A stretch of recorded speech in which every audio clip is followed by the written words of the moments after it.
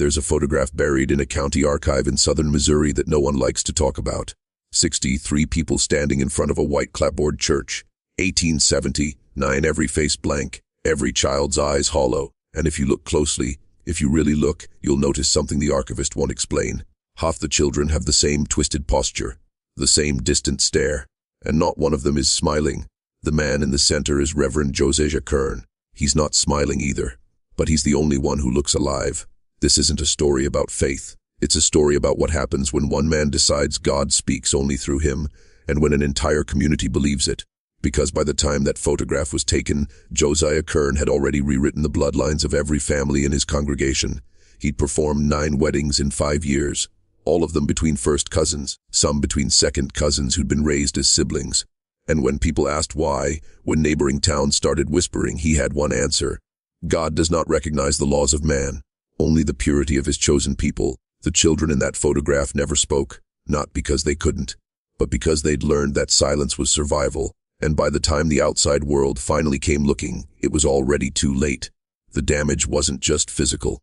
It was woven into the bones of that community, into the way people looked at each other, into the things families would never say out loud. This is the story of a congregation that disappeared into itself, of a preacher who believed isolation was holiness, and of the children who paid the price for a doctrine that should have never existed. You won't find Josiah Kern in your history books.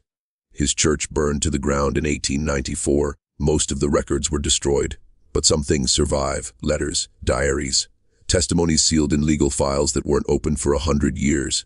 And what they reveal is a vision of American religious life that no one wants to claim, a pocket of belief so extreme, so isolated that it became its own kind of nightmare. This is that story. Hello everyone, before we start, make sure to like and subscribe to the channel and leave a comment with where you're from and what time you're watching. That way YouTube will keep showing you stories just like this one. Josiah Kern arrived in Timber Creek, Missouri in 1873 with nothing but a Bible, a leather satchel, and a conviction that terrified people into listening. He was 31 years old, tall, gaunt, with eyes that seemed to look through you instead of at you. The town had no preacher, no church, just a collection of farming families scattered across hills thick with oak and pine.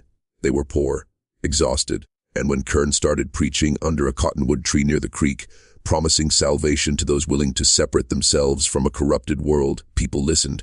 Within 6 months, he'd built a congregation of 47 souls. Within a year, he'd convinced them to pool their resources, purchase land together, and form what he called a covenant community. They would live apart from the outside world, trade only among themselves, marry only within the fold, raise children who would never be poisoned by the sin that festered in the towns beyond the ridge. It sounded like protection. It sounded like purity.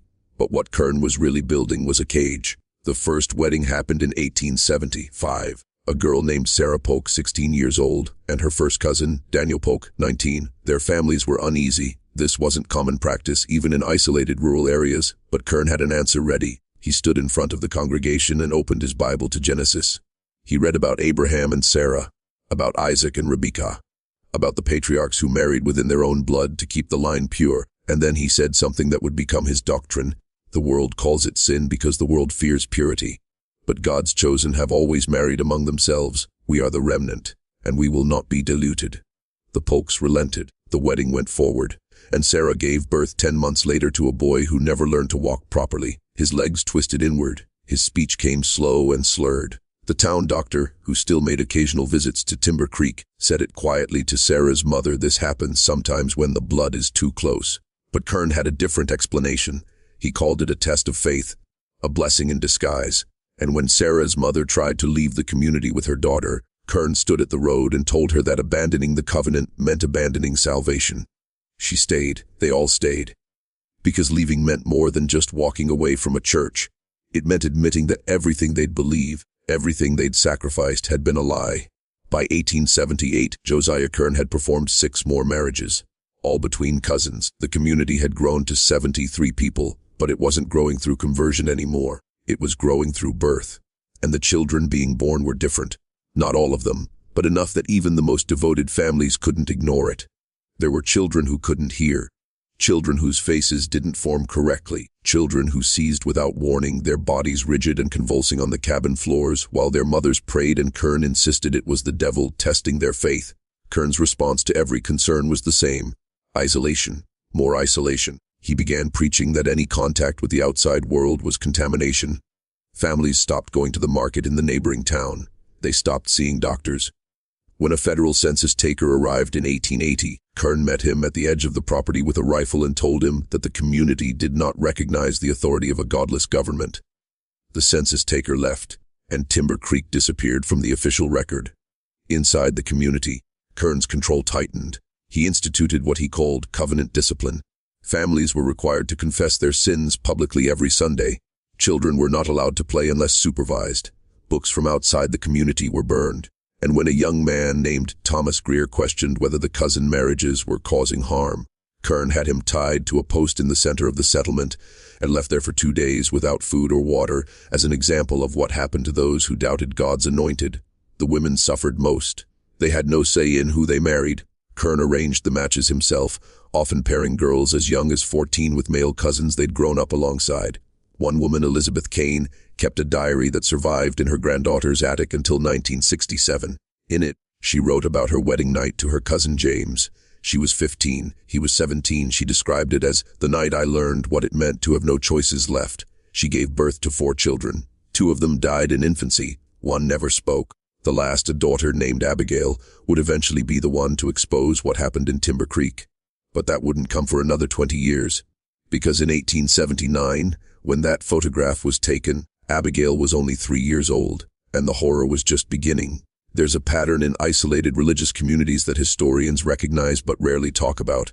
It starts with a leader who claims special access to divine truth. Then comes separation from the outside world, framed as protection. Then comes control over marriage and reproduction, framed as purity. And finally, when the consequences become undeniable, comes the rewriting of reality itself. By 1882, Josiah Kern had reached that final stage. The children born in Timber Creek were suffering, and he knew it. But instead of acknowledging the damage, he built a theology around it. He began preaching that the afflictions were not consequences but signs. Signs that God was purifying the bloodline. That weakness had to be burned away before strength could emerge. He compared the community to silver refined in fire, to wheat separated from chaff. And he told the families that any child who died, any child who suffered, was being taken directly into God's hands as a martyr for the covenant. It was a doctrine designed to make grief feel like faithfulness, and it worked, because the alternative, admitting that they'd harmed their own children by following him, was too devastating to face. But some families were breaking. In 1883, a couple named William and Mary Hargrove tried to flee with their 2 sons in the middle of the night. One of the boys was deaf. The other had seizures so severe he couldn't be left alone. They made it 6 miles before Kern and 4 other men caught them on the road. What happened next was documented in a county sheriff's report filed 3 years later. William Hargrove was beaten. Mary was dragged back to Timber Creek, and the 2 boys were taken from their parents and placed with another family in the community as punishment for their parents' betrayal. William and Mary were forbidden from seeing their children for a year. When Mary finally broke down and begged Kern for mercy, he told her that God's love required suffering, and that she should be grateful for the opportunity to prove her devotion. The Hargroves never tried to leave again, but the incident sent a message to everyone else. There was no escape, not physically, not emotionally, not spiritually. Kern had built a world where every impulse toward freedom was reframed as sin, where every doubt was evidence of weakness, and where love itself had been weaponized into a tool of control. And the children, the silent, staring children in that photograph, had learned to survive by disappearing inside themselves. By 1885, there were 19 children in Timber Creek who exhibited signs of what we now understand as genetic disorders caused by consanguinity. But in Kern's theology, they weren't victims. They were vessels. And the community, trapped in a cycle of belief and trauma, had no language left to call it what it was. If you're still watching, you're already braver than most. Tell us in the comments, what would you have done if this was your bloodline? The collapse didn't come from the outside. It came from within. In 1889, a fever swept through Timber Creek. It started with the children. 3 of them died within a week. Then 2 more. The community had no doctor, no medicine, no way to stop it. Kern told them to pray, to have faith, to trust that God would spare the righteous. But the fever didn't care about righteousness. It took the weak and the strong alike. And when it finally burned itself out 6 weeks later, 11 children were dead, nearly a quarter of the young ones in the community. The grief was unbearable. But what broke the spell wasn't the grief. It was the silence that followed. For the first time in 16 years, people stopped listening to Kern. They buried their children without his prayers. They wept without his permission. And in the quiet of their cabins, away from his sermons, they began to ask the questions they'd been taught never to ask. Why had God allowed this? Why were so many of the children already weak before the fever came? Why did the families who'd married outsiders before Kern arrived have healthier children than those who'd married within the covenant? The answers were there. They'd always been there, but admitting them meant admitting complicity. And that was a reckoning most of them still couldn't face. But Abigail Kane could. She was 23 years old in 1889, the daughter of Elizabeth, the woman who'd written about having no choices left. Abigail had been raised in Kern's doctrine, married to her second cousin at 16, and had given birth to 2 children. One died in infancy. The other, a boy named Samuel, was blind in one eye and struggled to breathe. And when the fever took Samuel in the 3rd week, something inside Abigail shattered. Not her faith, her fear. She walked into the church on a Sunday morning while Kern was preaching, and she stood up in front of the entire congregation and said the thing no one had been allowed to say. She said, "You did this. You killed them. And we let you." The room went silent. Kern stared at her, and then he did what he always did. He called her a deceiver, a tool of Satan. He demanded she repent or be cast out. But Abigail didn't move. She looked around at the faces she'd known her entire life. Mothers who'd lost children, fathers who couldn't meet her eyes, families shattered by obedience, and she said it again. "We let you." And this time 3 other women stood with her. Then 2 men, then more. By the end of that service, 17 people had walked out of Kern's church. They didn't leave Timber Creek immediately, but they stopped attending, they stopped obeying, and slowly, quietly, the covenant began to unravel. Josiah Kern didn't surrender his authority easily. As families began to distance themselves, he doubled down. He preached that the fever had been a test, and that those who abandoned the covenant were proving themselves unworthy. He declared that the faithful remnant, those who stayed, would inherit the kingdom while the apostates would burn. But his congregation was shrinking. By 1891, only 23 people still attended his services.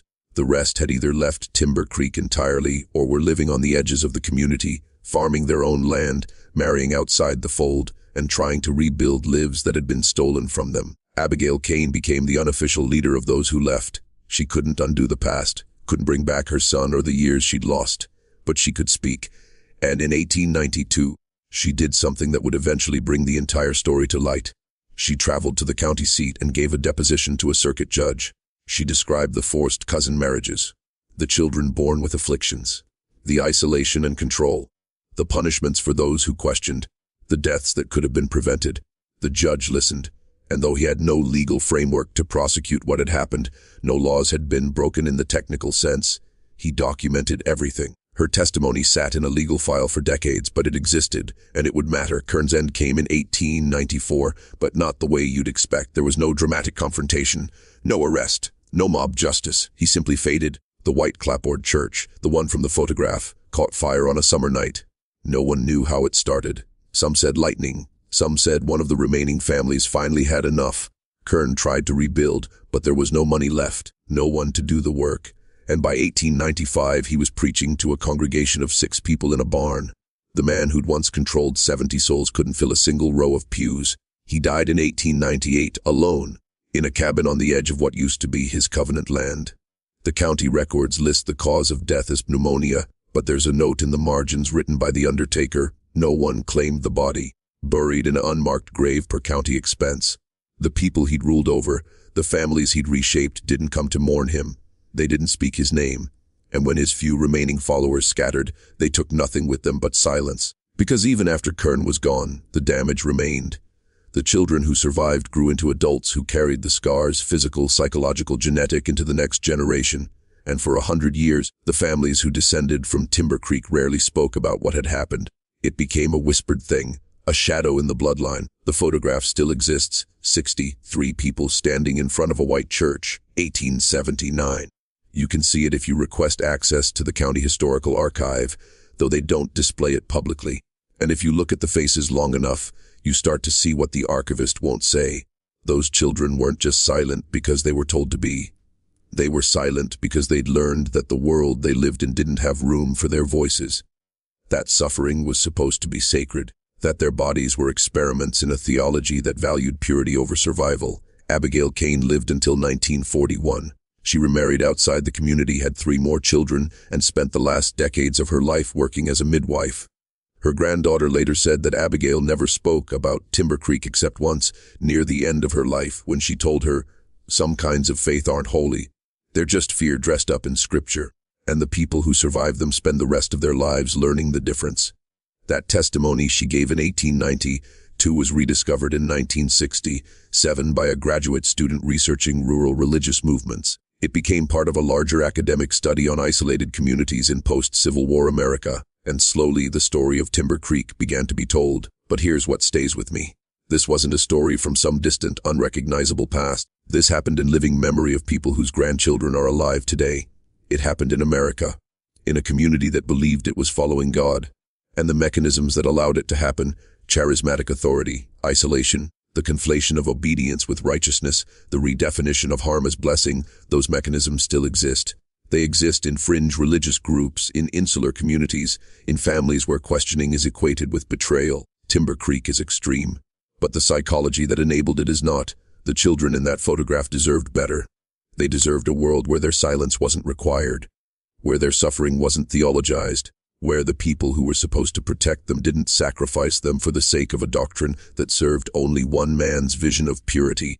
And maybe the reason this story matters, why it should be remembered instead of buried, is because it forces us to ask what we're willing to ignore in the name of belief, what we're willing to call holy when it's really just control, and whether we're brave enough to stand up, like Abigail Kane did, and say the thing no one wants to hear: "We let this happen, and it has to stop." That's the story of Timber Creek. That's the story of Josiah Kern. And that's the story of the children who never spoke.